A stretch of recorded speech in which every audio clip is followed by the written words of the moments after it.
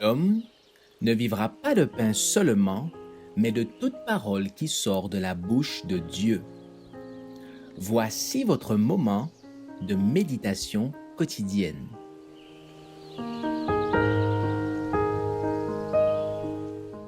Vous recevrez une puissance.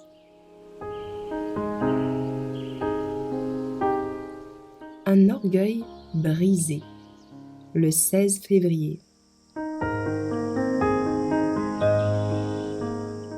Par la grâce qui m'a été donnée, je dis à chacun d'entre vous de ne pas avoir de prétentions excessives et déraisonnables, mais d'être assez raisonnable pour avoir de la modération, chacun selon la mesure de foi que Dieu lui a départie. Romains 12, verset 13.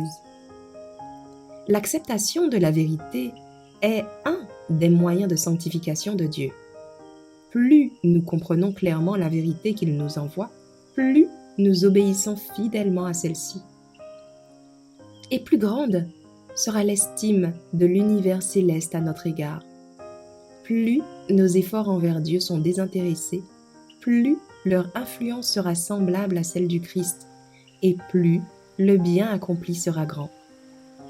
Il existe une grande différence entre l'esprit du monde et l'esprit de Christ. L'un conduit à la recherche de soi et de trésors qui seront détruits par les flammes du dernier jour.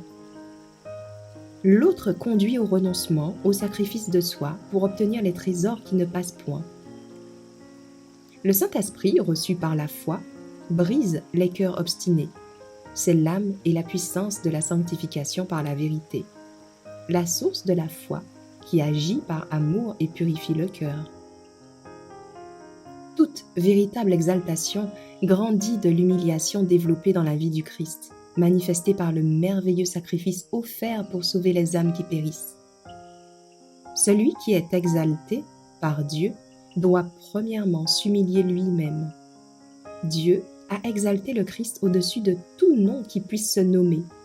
Mais le Christ a d'abord atteint les profondeurs de la misère humaine, s'attachant lui-même les sympathies de la race humaine par sa douceur et sa gentillesse. Il a établi un exemple que tous ceux qui s'engagent à son service sont invités à suivre. Recevez mes instructions, a déclaré le plus grand enseignant que la terre ait connu, et vous trouverez du repos pour vos âmes. Matthieu 11, verset 29. Il ne suffit pas pour nous de lire la parole de Dieu.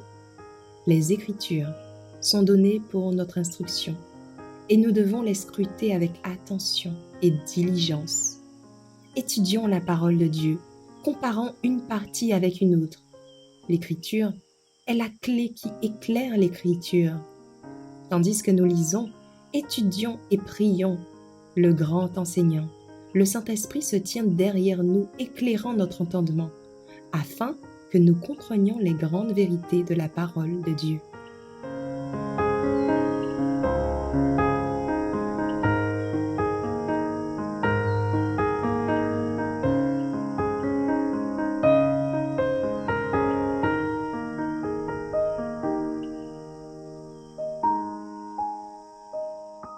Merci d'avoir écouté cette présentation. Assurez-vous de nous rejoindre demain pour votre moment de méditation quotidienne avec lereste.org.